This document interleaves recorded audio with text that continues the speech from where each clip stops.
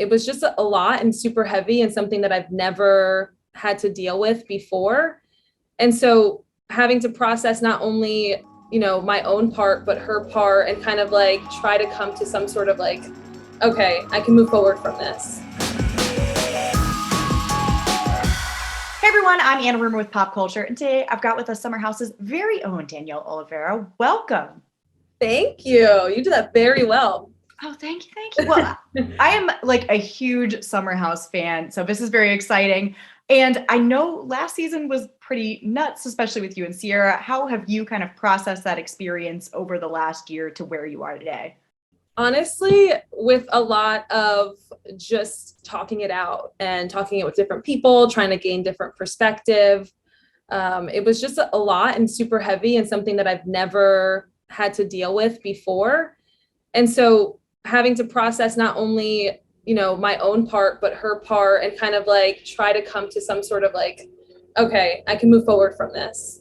Right. It's not an easy experience, but it seems like you're in a good place now. And I feel like Summer House has just been like quite the journey too. It feels like we've just gotten to watch you, grow into the person you are today. What would you say is like the biggest change from your first season to now in yourself? My gosh, that's a really good question. I know, right? It's like therapy. Sorry. I don't know. I feel like I grew up. I mean, I started when I was 26, 25 to 26. And I feel like I've grown up so much since then. I think my personality, I'm like way more confident in who I am, personality wise, professionally. I'm taking way more risks. I'm doing bigger things. Even with my friendships, I feel like those have really blossomed over the years. I'm not afraid to tell it how it is or give my opinion, and do so in a way that's constructive. And I think that that's all about growing. And I honestly owe that all to Summer House, because we're put in these situations where you have to figure it out. And if you care about the next person, like the person sitting next to you and the person you live with, then you are going to figure it out and know how to like move on from it. And then you got everyone watching it back and giving you their opinion on how you handle it. So it's great feedback. Yeah, that's where the therapy comes in. Right.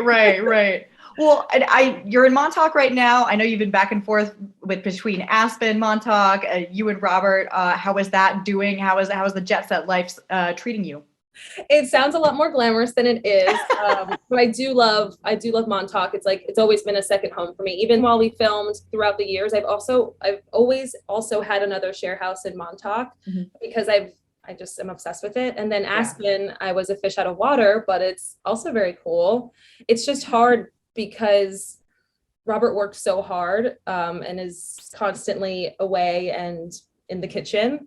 And so it's awesome, but it's also like not as great as it seems because of the locations that we're in. Right. I mean, is there like any future where he's slowing down with that, or is he like full force ahead? I hope so. I hope he like branches out and does something on his own, which will also like, it'll take a lot from him, but he'll make the decisions. He'll know where he wants to be, and make his own hours and hire the people. So that will hopefully make things a lot better, but we're just not there yet. Until then, we just do it. Flying back and forth you are. Yeah. Well, and I feel like the logistics and like the finances of all that is crazy. It's a lot. How are you deciding what to like splurge on versus what you're saving on? I always tend to splurge most on vintage anything, especially clothes. But it's also sustainable, so I make myself feel better that way. Yeah, absolutely. I also love, he is a chef, but he does not make me food, and I do not know how to cook myself. Same. Cereal, salad, got that down, but anything else, no. So I do tend to splurge and spend a lot of money on food delivery. I'll never give up food delivery, clothing, and just like anything that makes my life more convenient, like, rideshare, Ubers, things like that. Oh yeah. I know. It's 2022. Who's giving up Postmates in this day and age? Exactly. Thank you. Well, and I know you've got this awesome partnership with Fidelity too. It's kind of like a different approach to finance. Can you tell me a little bit about that and why that works for you?